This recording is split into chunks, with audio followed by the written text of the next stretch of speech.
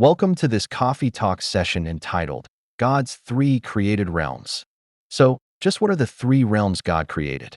In this session, I will break down each realm, namely heaven, earth, and hell. How many heavens are there? Is there a boundary or barrier between heaven and earth?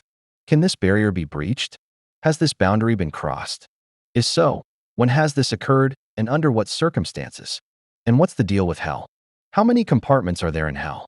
Why was it created? These are just a sampling of questions I will address in this coffee talk session. So, hang on and prepare to have your mind blown. Now, before I begin, I need to highlight God's use of a design pattern I refer to as the tripartite pattern. That is, designing and creating in triplets. I believe this reflects his triune nature. Here are a few examples of this design pattern. Man, the image bearer of God, consists of body, soul, and spirit.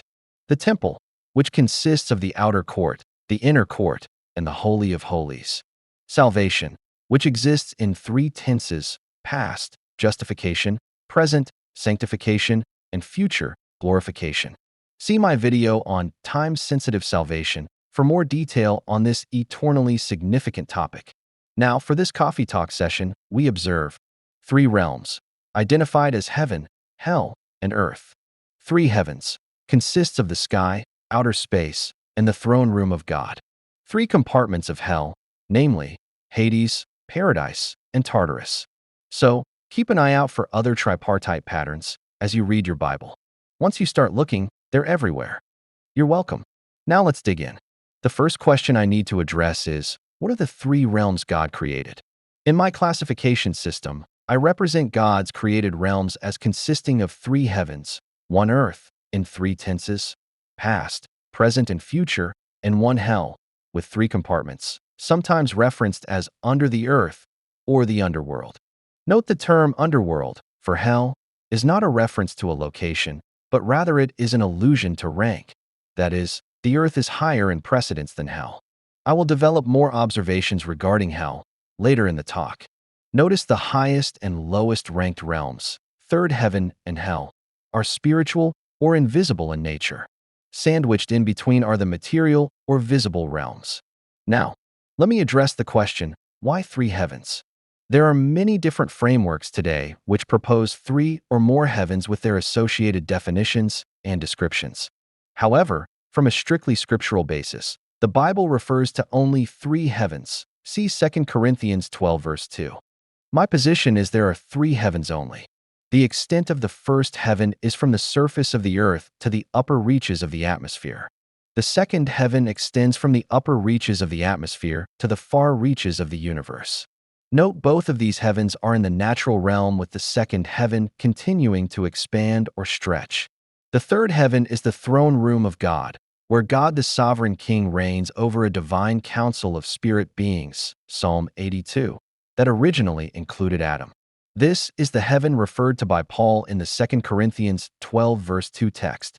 Even though the third heaven is sometimes referred to as the throne room of God and exists in multidimensional space, it does not contain or confine God. God exists outside of his creation, and the third heaven is no exception. Our next question is, were the heavens and earth created simultaneously? At the very beginning, we are told that God created both the heavens and earth. Genesis 1 verses 1 to 2. Examining the Genesis text leads to the following question. Is the creation of the heavens and the earth a single event or two separate events? I assert the creation of the heavens and the earth is a single process, heavens and earth created, which includes a single start event and an end event, heavens created and earth created, respectively. I reject the single simultaneous creation event, affirmed by adherents of the young earth creation and gap models.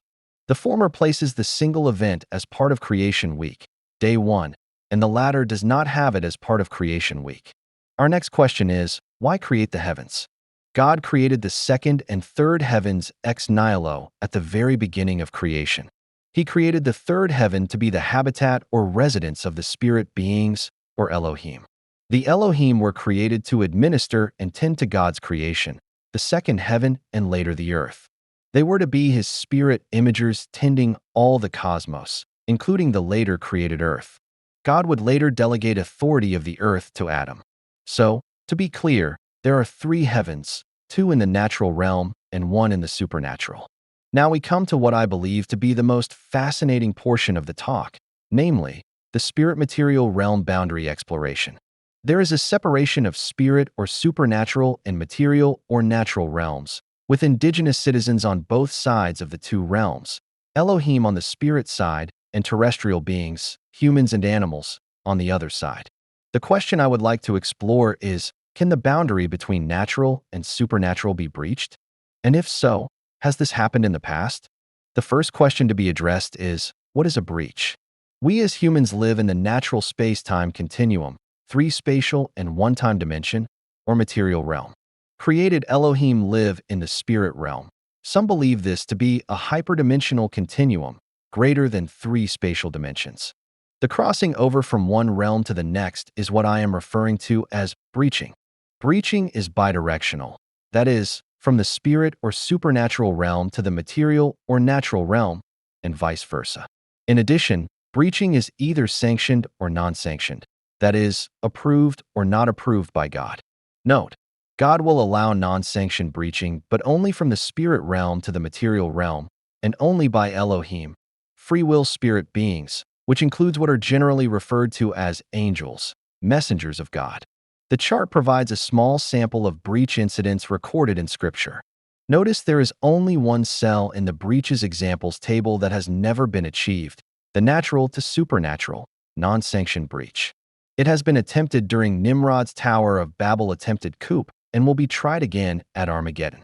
More details regarding the breach types, with examples, can be found in my book, Creation and the Arrow of Time, Chapter 4. Now let's turn our attention to hell and the lake of fire. Hell is considered part of the spirit realm. It was originally created for the devil and his angels. It has been extended to include humans as well. Then he will also say to those on the left hand, "Depart from me, you cursed, into the everlasting fire prepared for the devil and his angels." Matthew 25, verse 41. Hell is tripartite in nature with the following three compartments. 1. Paradise or Abraham's bosom. 2. Sheol or Hades. 3. Tartarus. The first two compartments, Paradise and Sheol, Hades, are reserved for humans, while the third compartment, Tartarus, is reserved for unrighteous Elohim. Sheol and Tartarus are compartments of hell where the unrighteous humans and Elohim are co-signed to wait until the final day of judgment, at which time they will be thrown into the lake of fire. Note that at that time, also currently, the paradise compartment of hell is empty. What is the paradise compartment of hell? Paradise is the compartment of hell reserved for the souls and spirits of righteous, human, dead pre-resurrection. Paradise is also referred to as Abraham's bosom. We know from Jesus' account of Lazarus and the rich man, Luke 16 verses 19 to 31. There is a chasm between the paradise and Hades compartments to ensure there is no crossing from one side to the other. Currently, the paradise compartment is empty, never to be filled again. It was emptied by Jesus when he went to hell after his death and before his resurrection. At that time, Jesus led the righteous from paradise to the third heaven. In addition, many scholars believe that Jesus went to Tartarus to address the fallen Elohim, in particular the Watchers. They use 1 Peter 3 verses 18 to 20 as their proof text. Now what about Sheol, Hades compartment? Sheol is the Hebrew term for the compartment of hell reserved for the souls and spirits of unrighteous and non-believing humans. It does not contain Elohim. In the Old Testament, the word Sheol is used 67 times. In the Greek translation of the Old Testament, Sheol is always rendered Hades. Contrary to popular cultural myths, Satan or the devil does not rule in hell. Satan will be bound for 1,000 years during the rule of Christ on earth, known as the millennial kingdom reign of Jesus. Ultimately, however, Satan, the beast, and the false prophet will be co-signed forever to the lake of fire. Referring to the account of Lazarus and the rich man, we see the rich man in torment in Hades, while Lazarus is in Abraham's bosom or paradise awaiting the arrival of Christ to take him to the third heaven. And what about the final compartment, Tartarus? In 2 Peter 2 verse 4, for if God did not spare the angels who sinned, but cast them down to hell, Tartarus, and delivered them into chains of darkness, to be reserved for judgment. Tartarus is the place of punishment for the fallen Elohim, that is, those spirit beings who partook and continue to partake in the resistance against God. It is basically God's fortified prison for unrighteous spirit beings. According to 1 Enoch 17-19, this is where the 200 fallen watchers are imprisoned.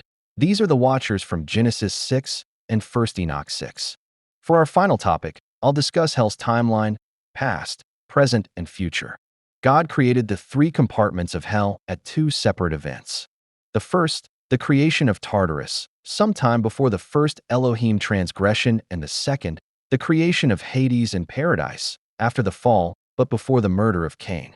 The figure shows the timeline of the future and terminus of hell and evil. Notice the next major event on the timeline of hell is the tossing of the beast and the false prophet into the lake of fire. This event is initiated by nothing less than the second coming of Jesus at the conclusion of the beast's and false prophet's rebellion against God. This return of Christ and judgment of Satan's minions will close out the Great Tribulation.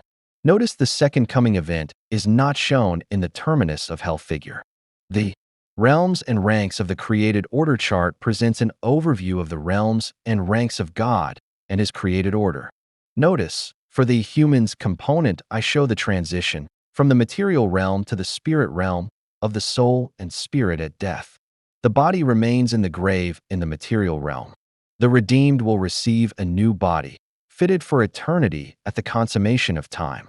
All humans living today, at the point of death, will travel on the path of 3 or 4. Path 3 is for the unredeemed and leads to Hades or hell and an eternity of torture, while path 4 is for the redeemed and it leads to heaven and an eternity of bliss. Which path will you travel? So, that concludes this coffee talk session. I trust you enjoyed the time we spent together. I look forward to our next session and wish you Godspeed. Giorgio Ministries respectfully asks you give this video a thumbs up, subscribe, and share it far and wide.